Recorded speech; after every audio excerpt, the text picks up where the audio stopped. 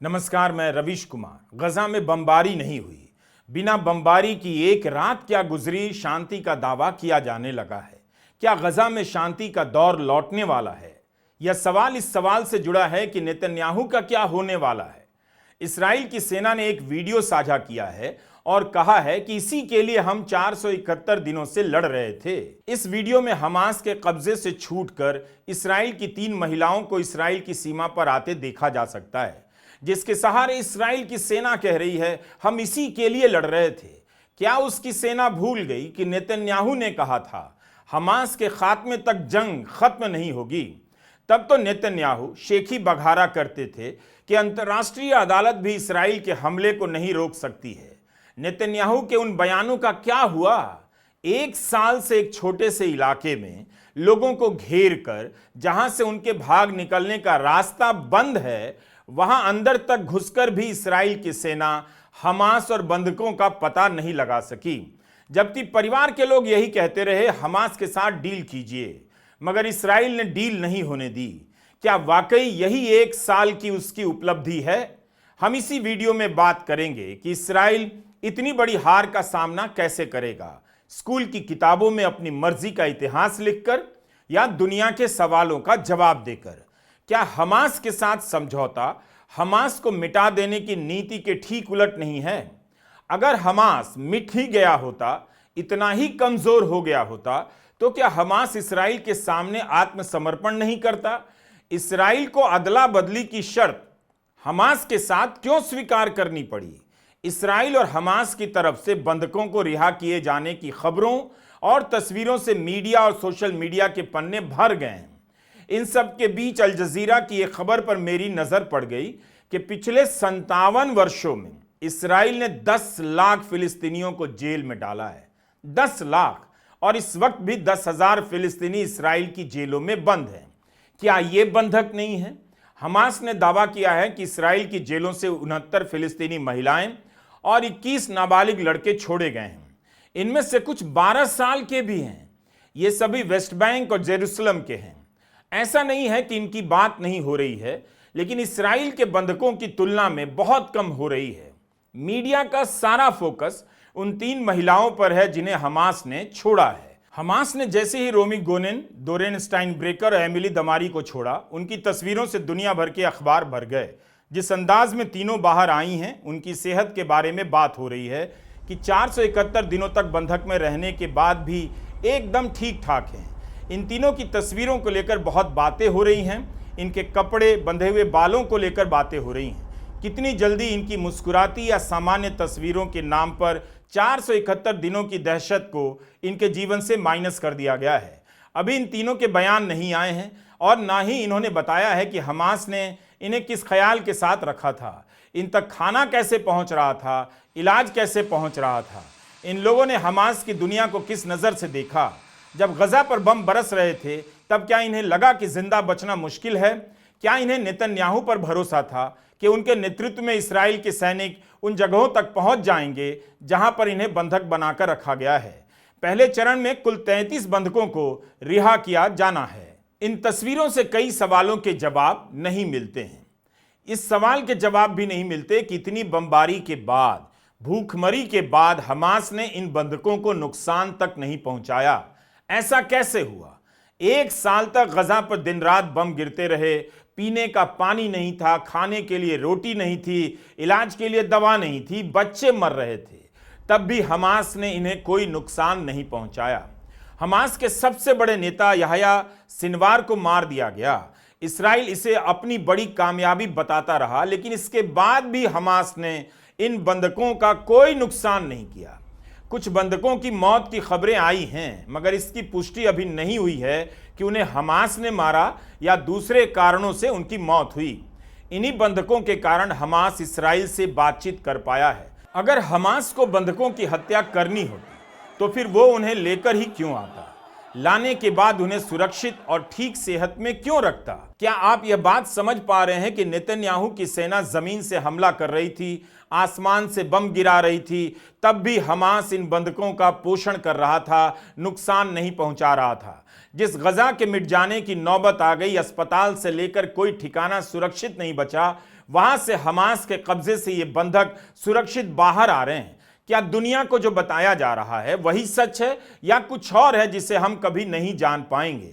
जमीन से भी इसराइल की सेना गाजा में घुसी हुई थी, तब भी वह बंधकों तक नहीं पहुंची। गजा के बड़े भूभाग को समतल कर दिया गया। जिस इसराइल की सेना के पास पेजर में धमाका करने की क्षमता है, वह गजा में घुसकर भी हमास तक क्यों नहीं पहुंच पाई? अपने बंधकों को नहीं छुड़ा सकी? क्या आप कह सकते हैं कि हजारों टन बम गिराने वाला नेतन्याहू विजेता है?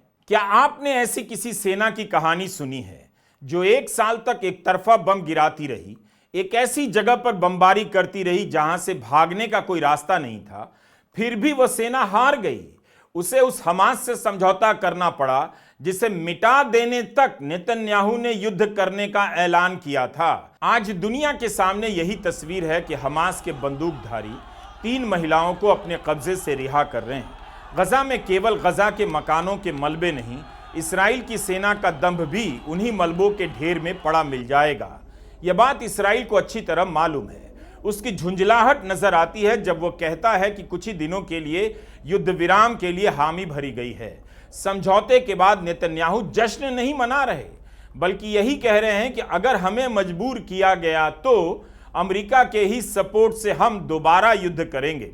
इस समय नेतन्याहू को बंधकों का ख्याल आ गया। जब तक बाइडेन की सरकार थी तब तक तो नहीं आया। यही कहते रहे कि बंधकों की रिहाई के नाम पर डील नहीं करेंगे, हमास को पहले मिटाएंगे। तो अब यह डील कैसे हो गई? नेतन्याहू मध्य पूर्व का चेहरा ही बदल देने की बात कर रहे हैं, लेकिन इस सवाल का जवाब नहीं दे रहे कि गजा में उन्हें क्या मिला। हमास से उन्होंने तभी क्यों नहीं समझौता किया जब बात चल रही थी? नेतन्याहू पर यह आरोप भी लगे हैं कि उन्होंने बंधकों के परिवारों को मिलने का समय नहीं दिया। दिसंबर की खबर है कि बंधकों के परिवारों ने धमकी दे दी कि अगर नेतन्याहू ने युद्ध विराम की डील नहीं मानी तो सुप्रीम कोर्ट चले जाएंगे, देश के प्रधानमंत्री के खिलाफ मुकदमा दर्ज कराएंगे। एक सवाल यह भी है कि नेतन्याहू का क्या होगा? क्या ट्रंप उन्हें बचा पाएंगे या अब उन्हें भी जाना होगा? बस इसी सवाल के जवाब से साफ हो जाएगा कि ट्रंप इसराइल और गजा को लेकर किस तरह का इरादा रखते हैं। यह शख्स जिस पर अंतर्राष्ट्रीय अदालत में नरसंहार और युद्ध अपराध का मुकदमा चल रहा है, जिसके खिलाफ नवंबर 2024 में अंतर्राष्ट्रीय क्रिमिनल कोर्ट ICC ने गिरफ्तारी का वारंट जारी किया है, इसके कारण 122 देशों की जमीन पर नेतन्याहू के लिए उतरना आसान नहीं होगा, क्योंकि वे गिरफ्तार किए जा सकते हैं। ICC के वेबसाइट पर लिखा है कि नेतन्याहू पर आरोप है कि मौजूदा हमले के दौरान उन्होंने भूखमरी को युद्ध का हथियार बनाया और जानबूझकर गजा के आम नागरिकों पर हमला किया, उनकी हत्या की और उन पर जुल्म ढाए। अब यह बात भुला दी गई है, मगर 7 अक्टूबर के हमले से पहले नेतन्याहू इसराइल में जनता के भयंकर आक्रोश का सामना कर रहे थे। 2020 से इस व्यक्ति के खिलाफ इसराइल की अदालत में फ्रॉड, रिश्वतखोरी और भरोसा तोड़ने का मुकदमा चल रहा है। 2019 में दर्ज हुए इन मामलों को केस नंबर 1000, केस नंबर 2000 और केस नंबर 4000 के नाम से जाना जाता है। 2020 से इन मामलों में सुनवाई चल रही है, लेकिन नेतन्याहू पहली बार पिछले महीने दिसंबर 2024 में जाकर अदालत के सामने पेश होते हैं। मीडिया रिपोर्ट से पता चलता है कि पिछले वर्षों में उनकी टीम ने बार बार उनकी पेशी टालने की कोशिश की। हमास के हमले से पहले जनता के प्रदर्शन इतने विशाल हुआ करते थे कि नेतन्याहू की कुर्सी खतरे में दिखाई देने लगी थी। उनकी सरकार न्याय प्रणाली में सुधार करने के नाम पर एक ऐसा प्रस्ताव लेकर आई जिसे लेकर इसराइल में बवाल मच गया। इसके अनुसार सरकार सुप्रीम कोर्ट और निचली अदालतों से उनकी वह शक्ति छीन सकती है जिसके तहत वे सरकार के अनुचित फैसलों को खारिज कर सकती थी। इस प्रस्ताव से लोगों में गुस्सा फैला। इसराइल के लोग समझ गए कि इस सुधार से ही न्याय प्रणाली कमजोर हो जाएगी और नेतन्याहू अपने आप को कोर्ट के आदेशों से बचा लेंगे। तो नेतन्याहू पर एक मामला यह भी है कि इन्होंने सुप्रीम कोर्ट का अधिकार खत्म कर दिया, जिसके तहत सुप्रीम कोर्ट सरकार के फैसले को रद्द कर सकता था।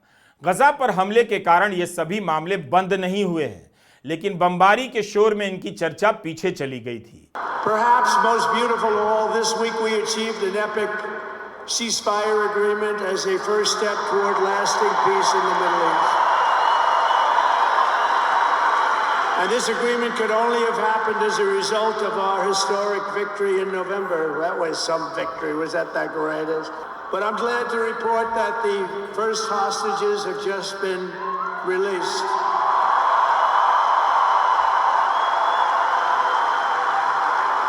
And who knows what's going to happen? I know that Biden is saying that they made the deal. Well, you know,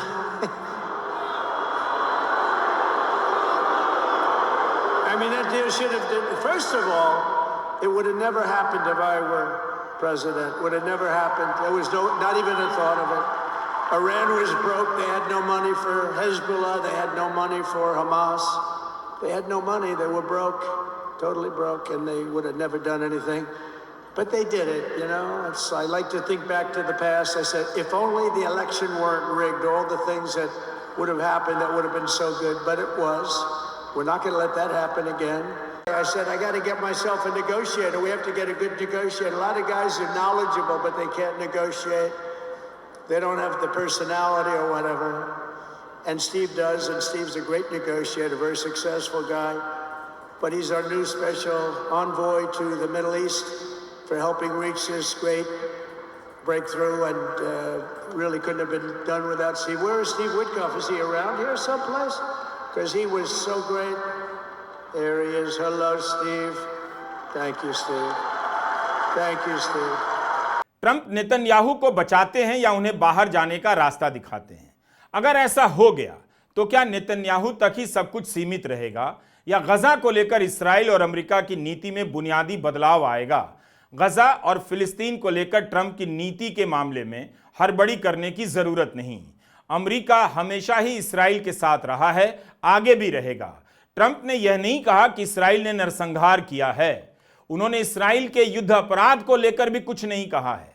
इस बात को हमेशा ध्यान में रखिएगा। ट्रंप के साथी इलॉन मस्क ने ब्रिटेन के प्रधानमंत्री को लेकर कितनी टिप्पणी कर दी, लेकिन मस्क ने नेतन्याहू को लेकर कुछ भी नहीं कहा। इसे भी नोट करने की जरूरत है। शनिवार को अमेरिका के ही न्यूज चैनल एनबीसी को ट्रंप ने फोन के जरिए एक इंटरव्यू दिया, जिसमें उन्होंने कहा कि यह डील बनी रहनी चाहिए, नहीं तो तबाही आ जाएगी। ट्रंप ने यह भी कहा कि मैंने नेतन्याहू से कहा है कि आपको जो करने की जरूरत है वही करते रहिए, जो चल रहा है उसे खत्म होना ही होगा। हम चाहते हैं कि यह खत्म हो, जो करने की जरूरत है उसे करना होगा। ट्रंप तो आदेश के अंदाज में बात कर रहे हैं। पता चल रहा है कि इस्राएल अपने आप में कुछ भी नहीं, उसका बॉस अमेरिका है। और अगर बाइडेन और हैरिस के गिरोह ने इस्राएल को इसी तरह आदेश दिया होता तो इस्राएल अपने खुफिया तंत्र, पेजर में धमाका कर देने, किसी के फोन में घुसकर जासूसी कर लेने के सारे किस्सों के बीच चुपचाप अमेरिका की बात मान लेता। बताइए, जिस देश को उसकी टेक्नोलॉजी के कारण इतना बढ़ा चढ़ाकर पेश किया जाता है, इस्राएल ये है, इस्राएल वो है, उस देश के फैसले के बारे में ट्रंप पूरी दुनिया के सामने न्यूज चैनल के इंटरव्यू में कह रहे हैं कि क्या क्या करना चाहिए, सब रुक जाना चाहिए। नेतन्याहू ने आखिर हासिल क्या किया? बंधकों तक उसकी सेना नहीं पहुंच सकी और दुनिया भर के सामने एक दूसरा देश उन्हें हड़का रहा है। फिलहाल ट्रंप भी केवल युद्ध रोकने की बात कर रहे हैं, दो राष्ट्रों की मान्यता की बात नहीं कर रहे, गजा के अधिकार और आजादी की बात नहीं कर रहे। कम से कम इस वक्त तक उन्होंने ऐसा कुछ भी नहीं कहा। बाइडेन और ट्रंप की बातों में अंतर जरूर होगा, लेकिन अमेरिका की नीति में बहुत बड़ा बदलाव होता नहीं नजर आ रहा। लेकिन ट्रंप ने इतना तो दिखा दिया कि उसी अमेरिका में एक गिरोह था जो इस बमबारी में शामिल था और रोक नहीं पा रहा था। उसी अमेरिका से ट्रंप मिनटों में गजा पर हो रही बमबारी को रुकवा देते हैं। एंटनी ब्लिंकन गजा पर बमबारी के दौरान ये अरब देशों का दौरा करते रहे, बार बार इस्राएल जाते रहे, लेकिन इनके हर दौरे के बाद यही खबर आती रही कि अमेरिका इतना धन देगा और इतना बम देगा। अमेरिका के विदेश सचिव के रूप में एंटनी ब्लिंकन आखिरी प्रेस कॉन्फ्रेंस कर रहे थे। इसी प्रेस कॉन्फ्रेंस में सैम हुसैनी नाम के पत्रकार ने खड़े होकर उन्हें सेक्रेटरी ऑफ जेनोसाइड कह दिया। सैम हुसैनी स्वतंत्र पत्रकार हैं। उन्होंने सवाल किया कि जब मई में डील हो गई थी, फिर उसके बाद भी बम क्यों बरसाए गए? आप सेक्रेटरी ऑफ डिफेंस नहीं, सेक्रेटरी ऑफ जेनोसाइड हैं। उनके इस बयान के बाद सिक्योरिटी गार्ड ने सैम को कमरे से बाहर निकाल दिया, मगर कमरे से निकाले जाने से पहले सैम ने ब्लिंकन की ओर चिल्लाते हुए कहा कि आप अपराधी हैं, अभी तक हेग में क्यों नहीं है, यानी अभी तक आपको अंतर्राष्ट्रीय अदालत क्यों नहीं ले जाया गया है। अमेरिकी मीडिया की हालत यह है कि सैम हुसैनी के साथ हुए इस बर्ताव पर चुप्पी मार गया। सवाल है कि युद्ध विराम को लेकर हम केवल बंधकों और कैदियों की अदला बदली देख रहे हैं या गजा को लेकर कुछ नया और ठोस बदलने जा रहा है, वह भी देखेंगे। जब गजा को फिर से खड़ा करने की बात आएगी तब देखा जाएगा कि दुनिया का कौन सा देश गजा के लिए कितना धन देता है, आगे आता है। अभी तक लग रहा था कि इस्राइल के आगे सब बेबस हैं, लेकिन ट्रंप के आने के बाद साफ हो गया कि अमेरिका के कारण इस्राइल के आगे सब चुप होते हैं। पिछले साल मई के महीने में इस्राइल के राष्ट्रीय सुरक्षा सलाहकार ने कहा था, अगर आतंकी संगठन हमास सारे बंधकों को रिहा कर देगा तब भी युद्ध नहीं रुकेगा। ऐसी खबरें छपी थीं।